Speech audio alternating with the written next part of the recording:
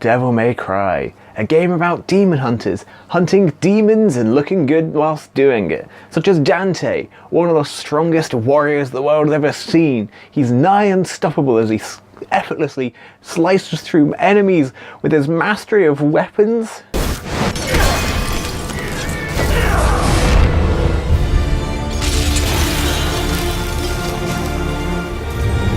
Oh no. So, Devil May Cry 5. It's the next main game in the Devil May Cry franchise, and it's been like 11 years since the release of Devil May Cry 4. Even though you did have, obviously, DMC, Devil May Cry, released in 2013, but apparently that doesn't count. Even though the DMC Devil May Cry 5 was actually a very good game. It not only did it have interesting and fun mechanics, as well as really great gameplay, it had wonderful level design and just an overall tone that really just meshed well with the Devil May Cry. So, Devil May Cry 5 sees you face off against a new great demon foe, Urizen, who is a tree. Or lives in a tree? He looks like he's part tree and lives in a big evil tree called the Clayfoth. Trees. I'm getting really sick of this stupid tree. For the most part, you'll be playing as young Nero, who, since Devil May Cry 4, had his demonic arm cut off of his body.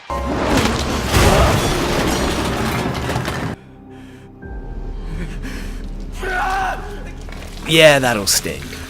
And has since gained the power of prosthetic arms, with a variety of powerful abilities, and they're cool!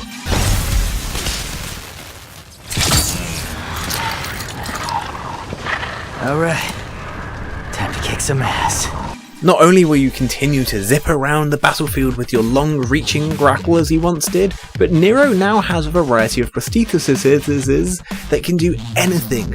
Make a big hand, turn into a whip, surf it like a rocket, all the skills you may need, and they add so much versatility to the combat itself.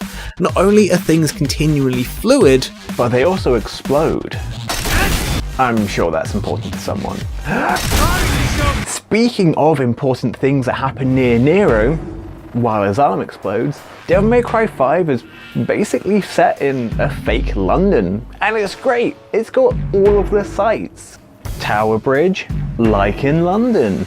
Borough Market, like in London. Wait, that bus, this road sign, this pedestrian crossing, even these zombies, just like in London. The reason I bring this up though is, gosh dang, does this game look so nice. The levels are filled with so many tiny details, it's wonderful to look at. You've got the hell tree that's full of just horrible monstrosities of decor, and monsters that are all disgusting monstrosities to look at, and blood.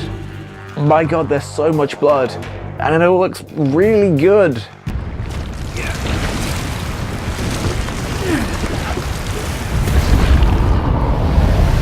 But it is also really gross. Speaking of amazing looking, the combat still looks stellar, and there's even a new character to experience. V, the dark and brooding, poetry reading, brooding guy who also wears sandals and doesn't care at all about how they look, which somehow makes them look good. Anyway, V's a unique character to grapple with, as instead of swinging a sword the entire length of his body... Sorry, Dante.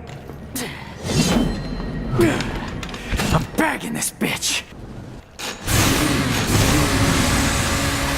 Like those, he takes part in none of the combat himself, instead relying on his 3 demons to do most of the work for him, only to swoop in at the last second and finish off any foes. And V is a great character to play. He's so different to everyone else that his segments become standout moments throughout the game. Plus, you can always just crack out a book and read away while your minions fight to the death for you. The main focus of a Devil May Cry game is obviously the combat, which is great because Devil May Cry 5 does it so incredibly well. It's meaty, it's frantic. At the start of the game, you'll be flailing your sword around helplessly, wondering, why am I so bad at killing things? In the context of the game, it's a perfectly normal thought. But eventually you'll come into your stride as you achieve mastery of the mechanics and skills needed that you'll be putting an end to demons like some sort of next level demon slayer, cutting through them like they're butter and you've got the world's best butter knife. That said, it can feel a little bit repetitive. You drop down into yet another open room where you'll face some foes, walk down a corridor and then another open room of enemies. Don't get me wrong, I love the veiny red walls that descend, getting hot nostalgia back to the PS2 games. But if you take a step back, you begin to realise everything's a bit formulaic. There are a few close quarters fights that feel truly claustrophobic as you're trying to dodge out of the way while still finding the space to pull off a cool combo. Space feels ample and you're definitely giving the room to breathe and revel in your destruction. This is still good. The game wants to make you feel like a badass. It's almost the entire point of the game. But there are a few moments where the game really pushes on you outside of the bosses. And the bosses, though, are incredible. Oh boy, they're electric. See what I did there? There are a lot of weird hang-ons from the PS2 era of video gaming and the Devil May Cry series as well, such as the Nidhogg parasites, which are basically these weird keys that you need to open specific doors, but the thing is they're not very ever far from the door you need to open them. Sometimes they're literally within the same room, and it's a bit weird. It never necessarily detracts from the game, but it also never gets in the way. It just begins to feel weird as to like, why is it here? Why is it a part of the experience? It doesn't add anything, it doesn't take away from anything. They're just there.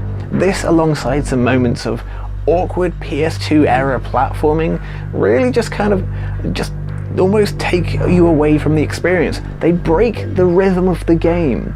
Especially given that realistically there are only about 3 to 4 platforming segments in the entire game, which just makes you wonder, like, why are they there? Why did you put them in? Why even include them? What I do get, however, is how the story of Devil May Cry 5 manages to continue in the vaguely campy and over-the-top style that the games always have, especially when it comes to Dante.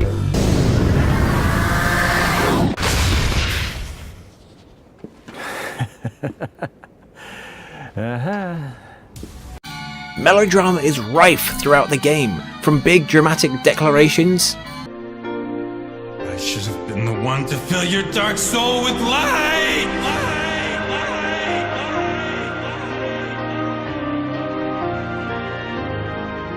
not that one, to over-the-top action sequences and weirdly serious talk about a bunch of nonsense.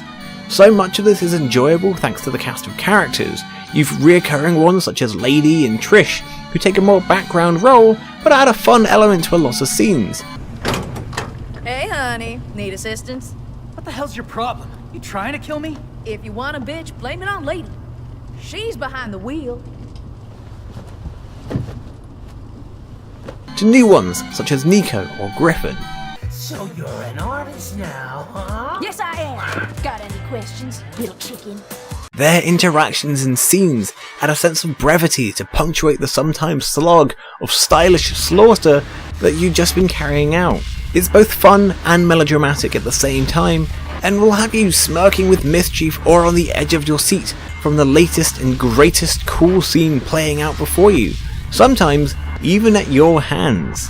Devil May Cry 5 oozes with character and will take you back to your teenage edgy days where you just didn't care and you listened to loud music. However, the characters don't actually really develop. Well, one does, and that's the city, in a way that's really bad, because fake London all too rapidly devolves into either just an onslaught of tunnels and ruins and weird boring hell tree. It's boring, it just dissolves into nothingness. It's just generic background eventually, and it's boring. Meanwhile, the actual characters don't necessarily grow. I get it, it's a Devil May Cry game. That's not necessarily the point. It's just meant to be there about being fun and flamboyant and large and great, which is fine. It's just that the characters, there's nothing there for them.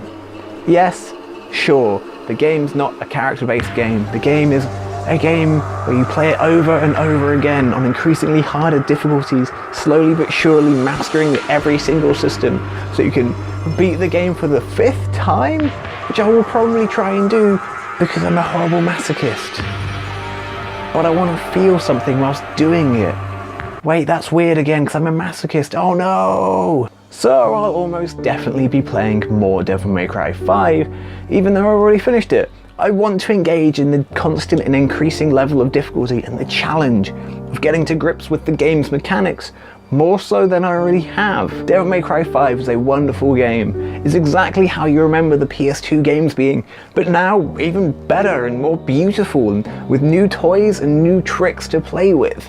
These keep everything fresh and new and cool and stylish and unique and just fun and to engage in. It's wonderful to just sort of get engrossed in this weird melodramatic world that the Devil May Cry series is, and I can't fault them for it. Sadly, it does suffer from not as much exploration as the previous games once had, but at the same time, it's just a very, very tight action experience that is just wonderful to get yourself waist deep in all the blood and guts and flail a big sword around that's the length of your entire body, because who doesn't enjoy that?